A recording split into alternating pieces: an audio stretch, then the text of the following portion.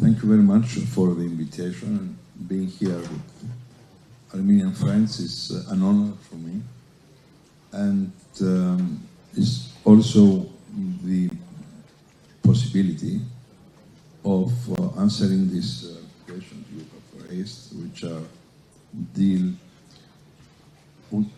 do deal with the responsibility of the international community towards the conflict. And this is exactly what I have already prepared. And after that, I will answer to two questions you have posed earlier. So, the forced displacement of the Armenian population of Artsakh constitutes another blow to the international law and order, proving, once again, that the line between international order and international disorder is too thin and fragile. Following Azerbaijan's new military assaulted aggression in September 2023, nearly the entire Armenian population were forced to flee their homes in a matter of days. This exodus occurred in the context of 9-month blockade of the Lachin corridor, which was the sole lifeline at the time connecting Artsakh to Armenia and the rest of the world. Although the blockades, firstly, and the violence of the assault were by their own nature a clear and flagrant violation of both customary international law and its norms, nobody seemed to bother.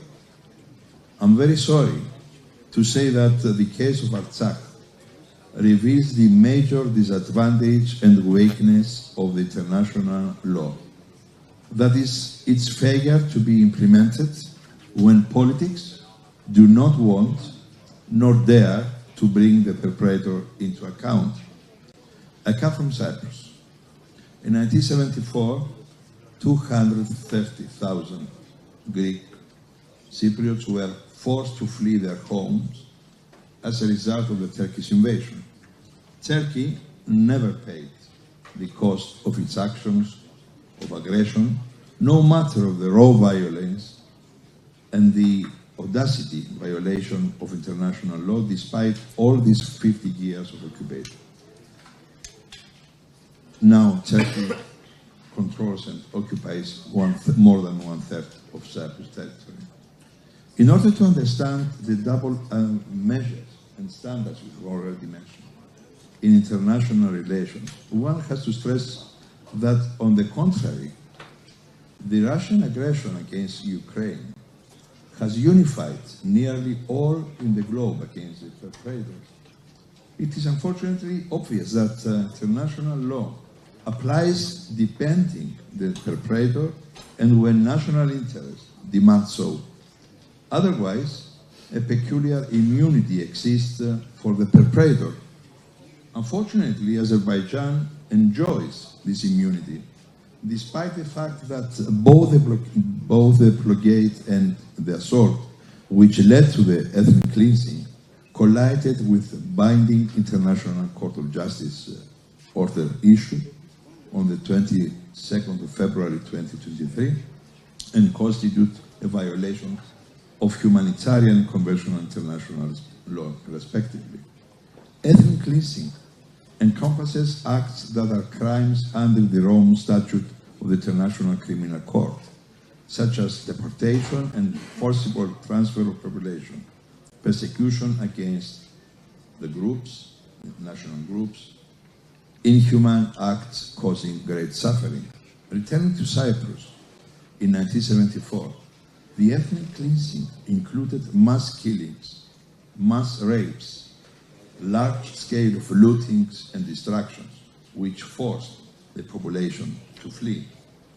Needless to say that ethnic cleansing may also amount to genocide under the Genocide Convention of 1948, when it is carried out with the intent to destroy, in whole or in part, a national, ethnic, racial, or religious group.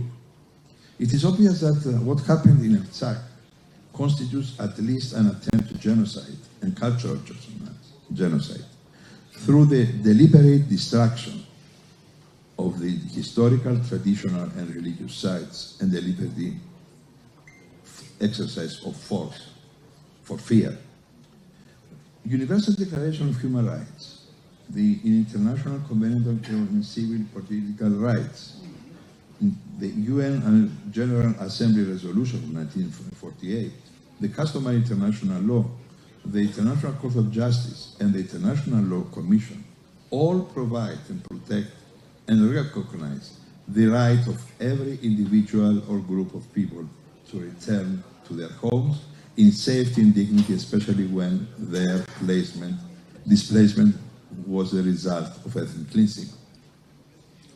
Having said that, the question which emerges is what is the responsibility of the international community in international relations and international law? Its first duty is to establish and found an international order based in the rule of law. International law must be enforced and prevail no matter of the perpetrator, the victim of an unlawful action or omission. Being members of the international community do have the right and the obligation to demand the universal and uniform application of law and international order. This brings us to another question. How can this goal be achieved? I see no other answer than the imposition of the accountability in international relations. Accountability of the state which violates the international norms of order, which is provided also in the Chapter 7 of the UN Charter. This can only be achieved through coercion, binding measures, either provisional or final, by the international courts or organizations, and of course, sanctions against the perpetrator. Telling now in Artsakh, what and which of these measures or actions were finally applied? None. Why? Politics, national interest, petrol, gas, energy, pipelines. Artsakh, and not only Artsakh, reveals the failure of the international community to bring the state who fails to comply with the international order, who violates the international obligations in front of its state responsibility. International community witnessed also the failure to comply with the international humanitarian law under the Geneva Convention.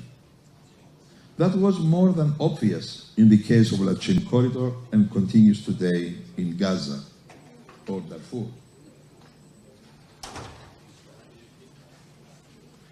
Ladies and gentlemen, we need a new international order based on real and concrete, non-volatile principles, according to which any violator or perpetrator must be brought before its responsibilities. We need an international community with open eyes and ears, willing and able to act. Historically, the impunity leads to the repetition of a crime, and this is what we witness today in Gaza, in Darfur, in Artsakh. What we really need is the international accountability of any aggressor or violator or invader.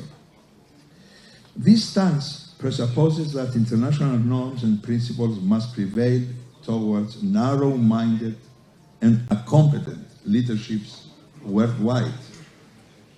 What can then do politicians or peoples? The answer is going back to another August. The answer is difficult and simple. In August 26, 1789, in France, la Déclaration des droits de l'homme et du citoyen was adopted in France. One of the striking passages of it is that l'ignorance, l'oubli ou le mépris des droits de l'homme sont les seules causes des malheurs publics and de la corrupción del gouvernement. In English, it's that ignorance, forgetfulness, or contempt of human rights are the sole causes of public misfortunes and government corruption. There is only one way, difficult but simple, not to give up the right to return and the human rights in general, not to give, not to expropriate the human rights. There is a proverb, Indian proverb in Canada, there is no peace in stolen land. So, having this in mind, the answer to the question is that can we close attack issue? Of course not. Why? Because attack is a matter of human rights protection. Nobody, not a prime minister, nor a parliamentarian, nobody can give up, can surrender, giving up the rights of the individuals. That's why the human rights are universally applied. They cannot be given up by any treaty. The second one, can we have peace? The Indians have already answered many centuries ago. As soon as there is stolen land, there cannot be any peace. So let us therefore be loyal to our panhuman and universal values, rigorous and steadfastly committed to freedom, democracy and justice, demanding equal treatment. Fear not, forget and surrender not, giving up never.